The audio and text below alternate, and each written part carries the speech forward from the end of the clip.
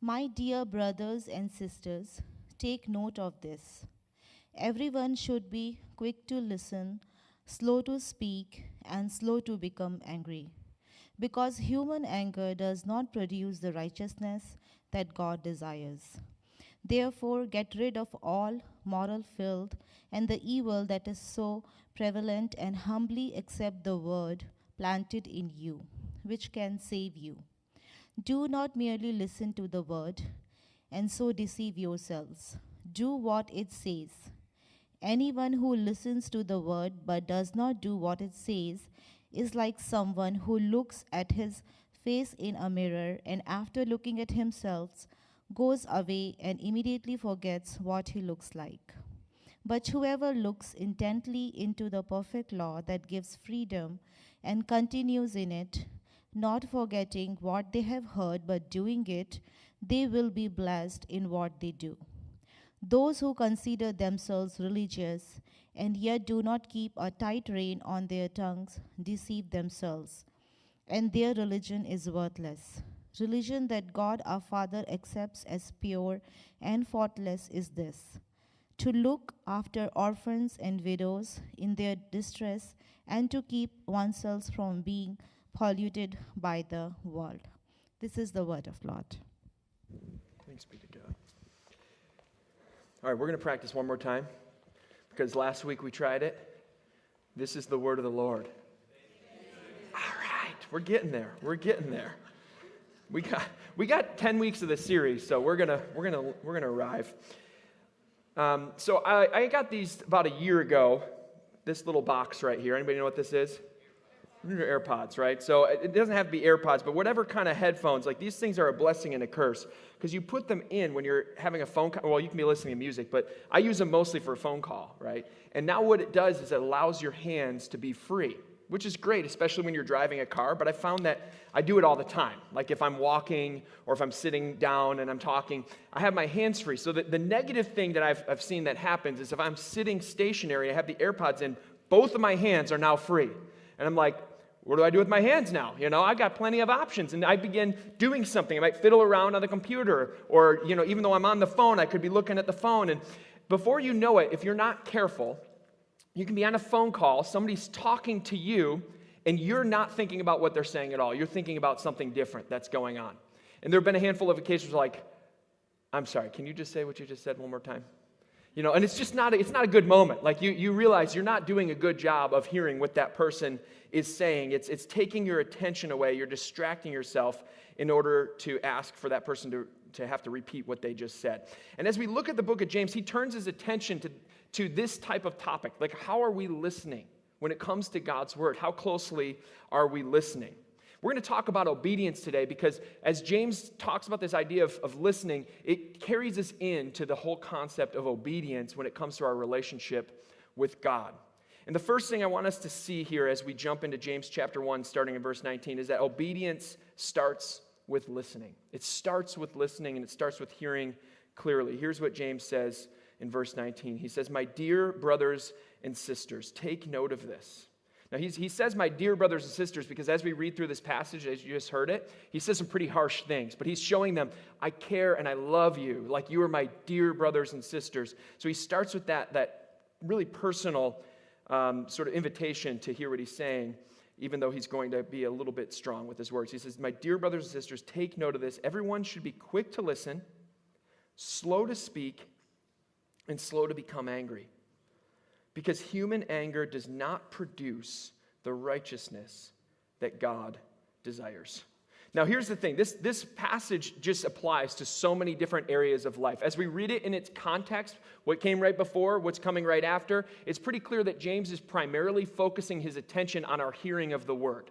When we hear the word, how do we respond to it? But we see this apply in everyday circumstances, right? When we're on the phone with our AirPods in or whatever, when we're talking with someone face to face, we can be quick to speak and slow to listen.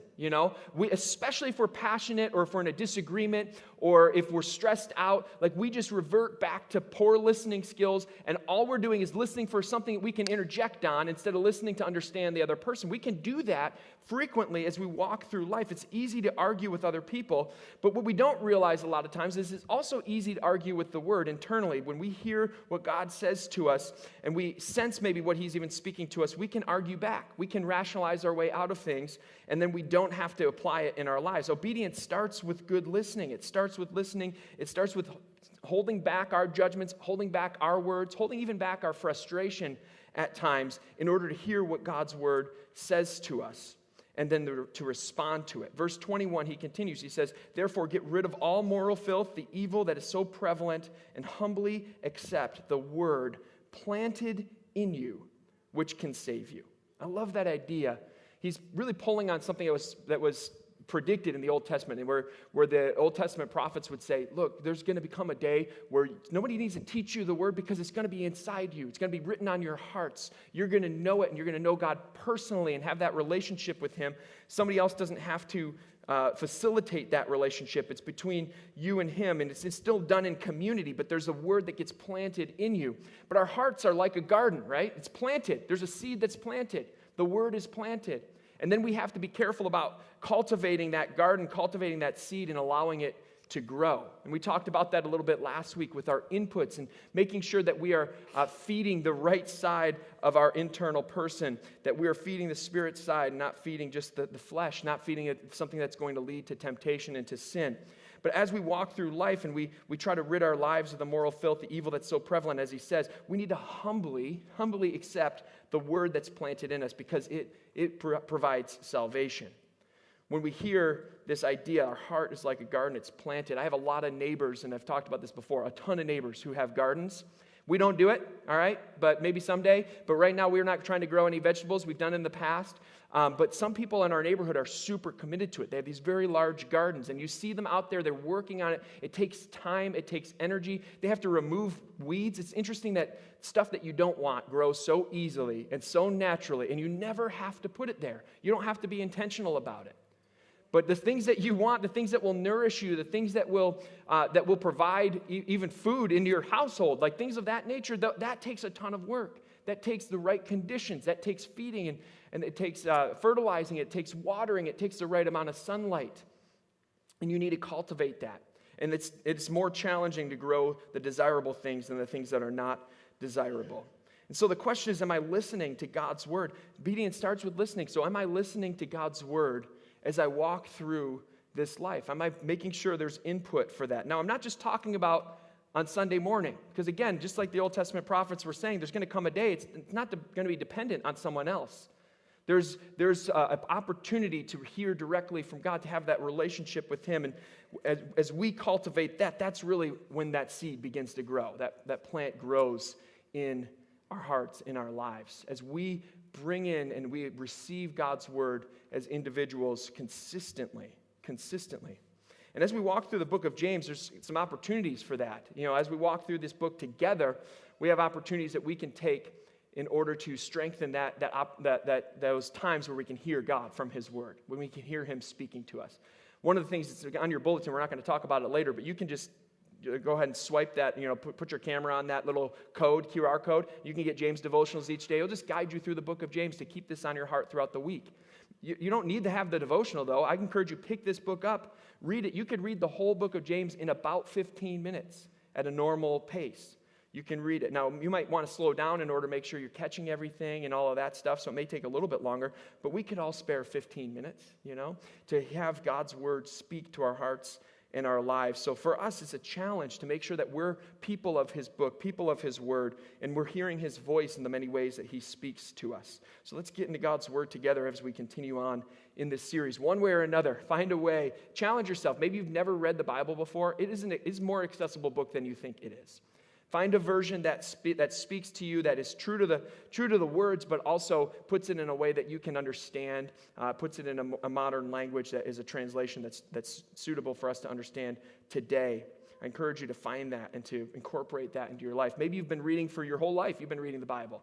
And maybe it's a time to challenge yourself by doing something a little bit different, diving deeper in some way, or taking it just more consistently or in larger chunks. Whatever it might be, take a step to begin that obedience that starts with the process of listening. Hear from God. The second thing about obedience is that it requires doing, because listening is not enough. Listening is not enough, and James goes there very quickly. Verse 22, he says, "Do not merely listen to the word, and so deceive yourselves. Do what it says." Do what it says. It's really easy for us to mentally agree with something that we're hearing. And as we think about God's word, we read it, we see something that's encouraging, the golden rule. We see something that treat others, the way that you want to be treated. We see something that's encouraging to us. We're like, yeah, that's awesome. And we see something that's hard because it points maybe out something in our lives that we don't have right at this moment, that we are struggling with, maybe a thought pattern, maybe a lie that we've been told. I don't know, whatever it might be. And that can be a lot more difficult to obey in those moments. But we can mentally agree without letting it really transform us and impact our daily thinking. I don't know if this is true for anybody else around in this room. Actually, I know that it's true for some other people in this room. But I grew up on G.I. Joe, okay? TV show, the little action figures. In fact, my cousin who lent them to me is here today. He let me use just a stack of G.I. Joes. Me and my brother, we gave them back to him years later, and they were probably all destroyed by then. Sorry, Jason. But G.I. Joes defined some of my early childhood, and they came out with this little cartoon show. And I'm stealing this illustration because it resonated so deeply with me from John Mark Comer, a book I referenced last week that I'm reading right now. We're reading as a team here at Oak Point, Canton, with our staff team. But it's called Live No Lies. It's a great book if you're looking for something to read.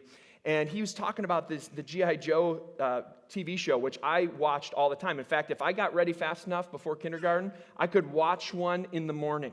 And it was awesome. At the end of each show, they had this little scene that they would unfold where there was a safety issue, whether it was a house fire, a downed power line, a stray dog, all sorts of different things that would come up that you might interact with in daily life, like playing in water alone, if you have that.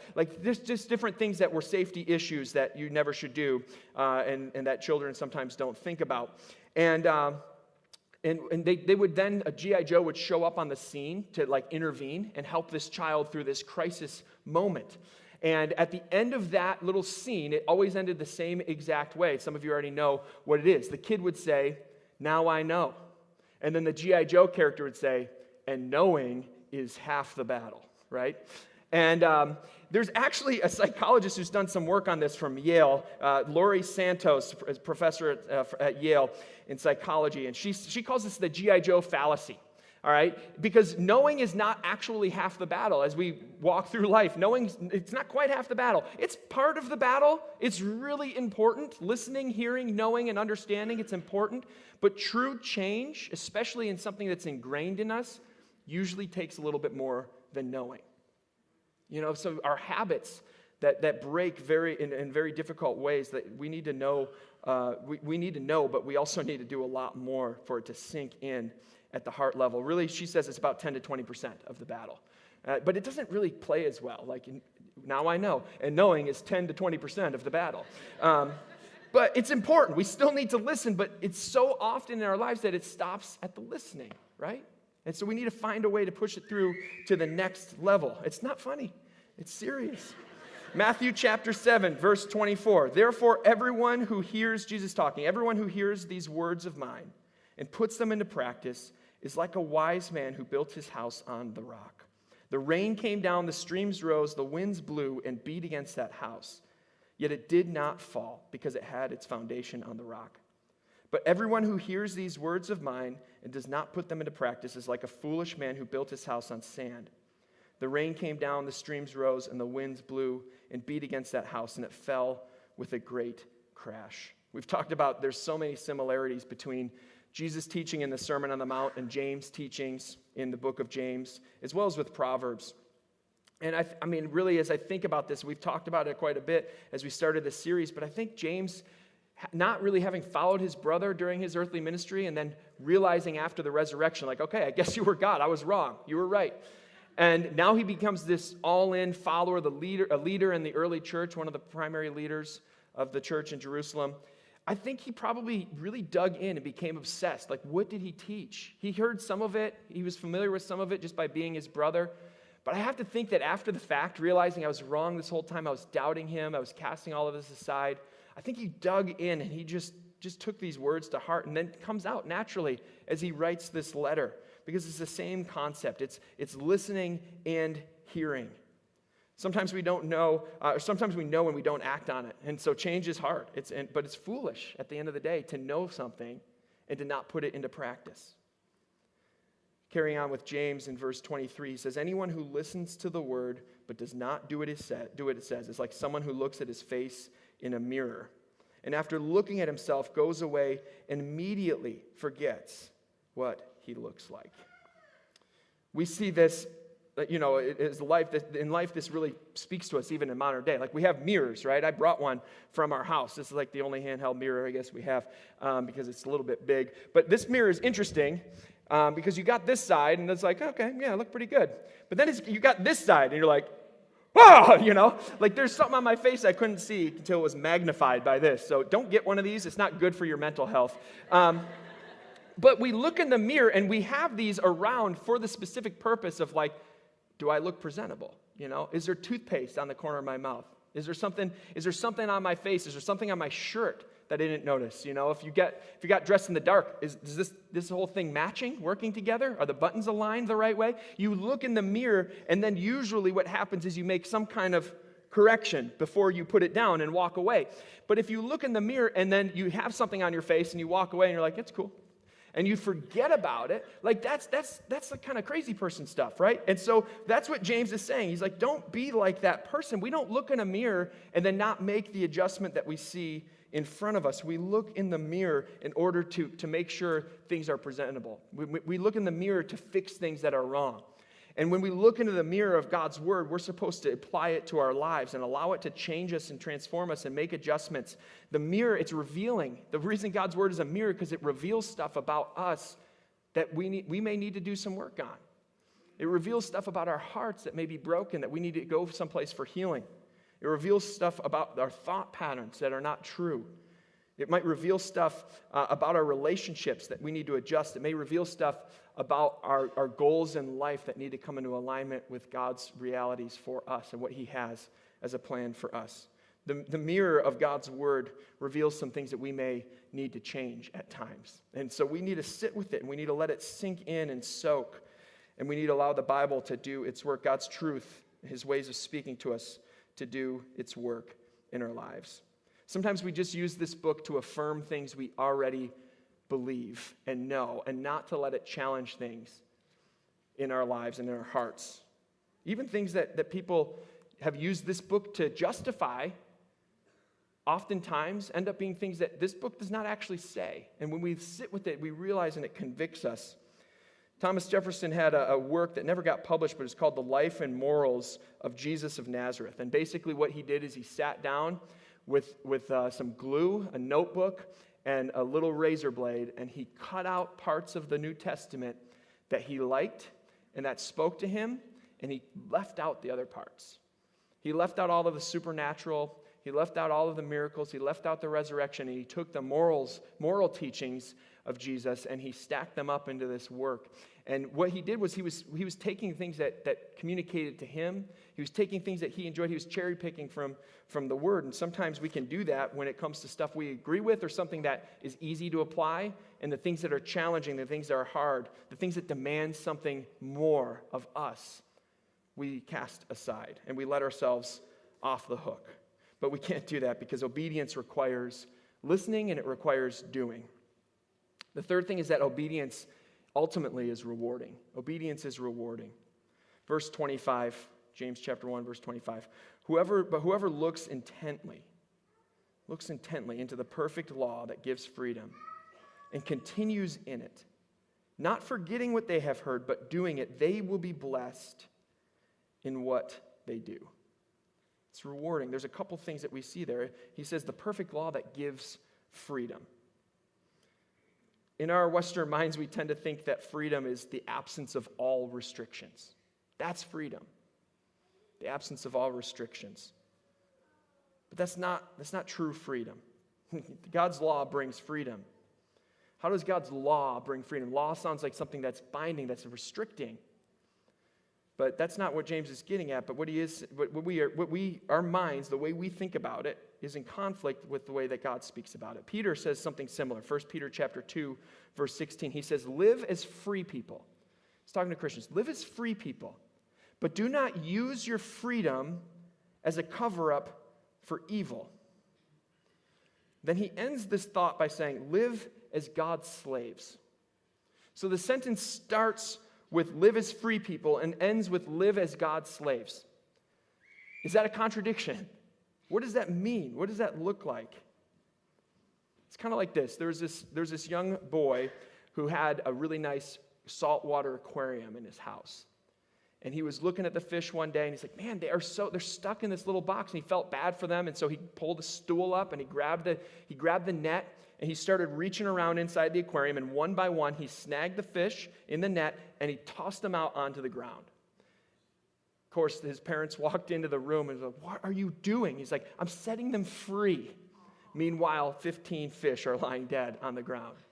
I completely made that story up. I'm so glad that spoke to you, Beth. I made it up. I don't know. It's probably happened at some point in time. But you could imagine it, right? You can imagine this picture of like this feels restricted. But for a fish, like the restriction of the water is freedom. And what God says is when I give you something, when I give you law, when I give you a command, when I ask for your obedience, it's also for your good. It's for your thriving. It's for your ability to have joy and happiness and blessing. What he says, they will be blessed in what they do. That does not mean everything will go perfectly well. But they will have a deeper sense of fulfillment. They will have a sense of purpose. They will have someone alongside them for every step of the way as we go through life's trials, inevitably, who will walk them through. We will be blessed in all that we do as we look into God's law that brings us freedom. Obedience is ultimately, it's rewarding for us. And obedience is productive.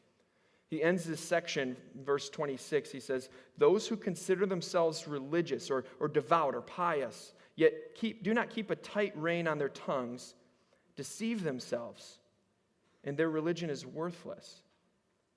Religion that God our Father accepts as pure and faultless is this, to look after orphans and widows in their distress, and to keep oneself from being polluted by the world. Certainly, this isn't an exhaustive list, but he's giving us the feel for what is it that God's seeking from us as his people. And what he's looking for are hearts that are tuned toward his. And God cares about the orphan. He cares about the widow. He cares about the one who is in need. He cares about the one who is helpless. He cares about the weak who are being subjected to the powerful, as we'll see further along in James. Like a lot of these themes, like he mentions the tight rein on the tongue, that comes back up really soon. So we're not going to spend a ton of time on that. James really dives into that. The salvation and the works balance, like it's productive, that is going to come back up very, very soon. The idea of justice comes back around again as well. So we're not going to spend all of our time on that because we're going to have a chance to really dive in. But the point being is that true obedience involving listening and doing is productive and bearing fruit in our lives. It impacts our speech. It impacts our attitudes. It impacts our actions. It impacts our purity in our lives. Obedience is productive. I'm going to give you one last one. It's not going to come up on the screen because God just, I think, impressed this on me as we were singing that song, Oceans, just a few minutes ago. But obedience comes from trust. It's about trust, really. Because when we can't obey if we don't trust. We can't obey God if we don't trust him. That song was singing, he was asking, Holy Spirit, give me trust without borders. Why? Because that song's about following God, what he says to us. I'm going to follow you. I'm going to walk even into deep waters. I'm going to trust you in it. But we need trust in order to take that step. We cannot be obedient without trust. And so that's at the core of it. Behind the scenes lurking is if you have an obedience problem, you probably have a trust problem. And so as we walk with God, we need to say, look, I think that I can do this other thing, and it's fine. It's not going to hurt me. I enjoy it. And, the culture that around us tells us if it feels good, do it. But God says, no, there's something better for me than what feels good sometimes. God has something good in mind. It's not to hold back from us, it's to open up the floodgates of blessing to us. And if we can trust him in that, then we have a lot easier time saying no to self and yes to what he calls us to. If you've ever been a teacher, if you've ever worked in our kids' classroom, if you've been a parent, if you've been an older sibling, whatever, you see this as you instruct a younger person. If you tell a small child, don't play in the street, they need to trust that you have their best in mind in order not to go out there. That obedience can be based on trust. If you tell an older child, this is how to order your life, and if they trust you, they might put it into practice. If they don't, there's no chance. And so that obedience is based on our trust in him. And so as we walk with him, as we give our trust to him, the obedience part kind of takes care of itself. We start to see that play out in our lives. That's the amazing thing about walking with God. He builds in us, he grows, and it doesn't become a chore, it becomes a joy as he works in and through us. We're going to sing a song now that just asks God, and it's a brave song because we're giving him permission. We're giving him permission to be invasive even, and to take our lives and to use it for his purposes. To take our lives, to take even our body parts and say, I'm going to use my body and my life, the way that I live, for your glory and for your kingdom.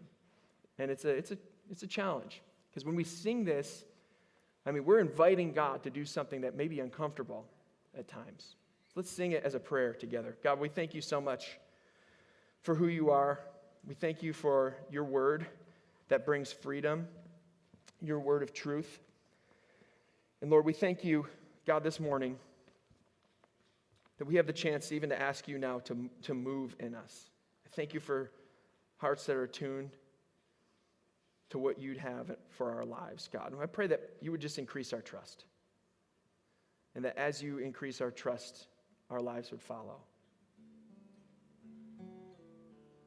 God, we're thankful for everything that you're doing here. I thank you for every person who's in this room, every person who calls Oak Point Canton home, every person who's here visiting today.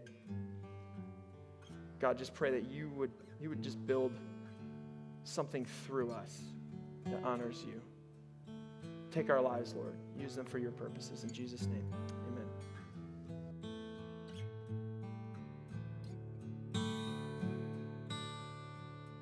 I invite you guys to stand with us as we close with the song.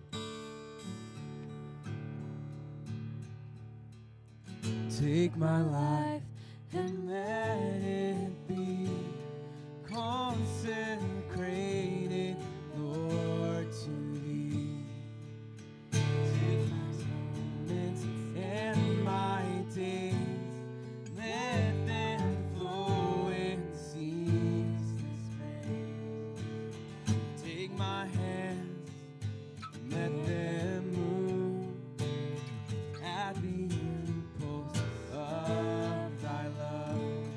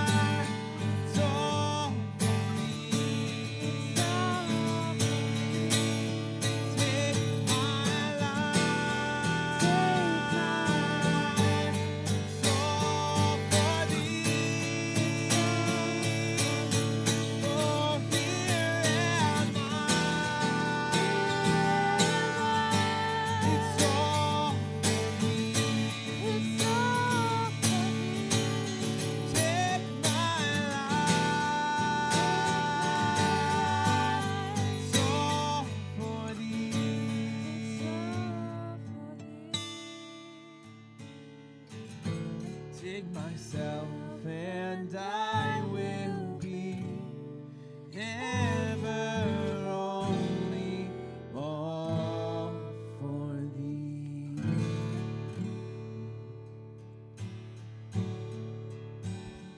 Amen. Let's pray real quick. Father, we just thank you so much for who you are, God. And Lord, truly help us.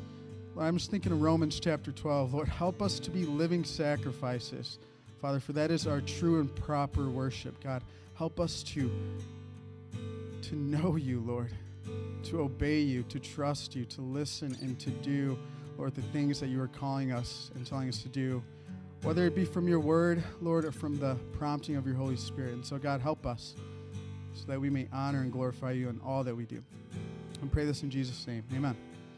All right, you guys can actually stay standing. I don't have a ton for you, but the first thing is Discover Oak Point is coming up November 13th, and this class is actually the first class to our membership process. So if you want to become a member of Oak Point, you're going to want to come to this class, or if you just want to know more about Oak Point, how Oak Point Canton came to be, just about Mark and Mackenzie, and all these other details, and you want to come to this class, it's going to be great. So November 13th, 11:30 a.m. to 1 p.m. Okay? And then the second announcement is the Candy Walk. This is for our kids. This will be happening at the end of the month. It's going to be a family service. After the service, the kids are going to walk over across the street to the schoolhouse and essentially walk and get free candy. So it'll be a great time. But with that, we do need people to buy candy and pass it out. And so we just ask that if you do want to volunteer and buy candy, that you would also pass it out during the Candy Walk. So it's going to be fun. And one last thing about that, if you want to dress your kids up, you're more than welcome to do that. We just ask that it's not like a terrifying Halloween costume. Like, we don't be freaked out on church. But anyway, so that's coming up October 30th. We're excited for it. And then, so just a lot of exciting stuff here happening at Oak Point. And, even the message is just so always good to receive. And there, a lot of times can be conviction and whatnot. And it could prompt things on our hearts, and that's a good thing. But with that, right, we also want to bring those things before the Lord. We want prayer over those things. And so what we have a couple people who, or maybe just one person, who would love to pray for you. If there's something that you're dealing with that maybe doesn't even pertain to the message, you just need prayer, we would love for you to come forward after service and just receive prayer. They would love to pray for you. And just the last and final couple things here. So if you just really call Oak Point Canton your home and really just want to invest in the vision we have for the church of knowing Jesus and making him known, there are a couple different ways that you can give. You can just drop a donation in the bucket, or you can give online, which is pretty simple. But if you are new here, we just want to welcome you and say thank you for joining us this Sunday, and we'd love to connect with you on your way out. And so just stop by the info desk, and I think we might even have a gift for you too. So with that, let's just leave this place remembering and reflecting on what we've learned from God's word today, that obedience comes from listening, it comes from doing, and it comes from trusting. So we'll see you next week.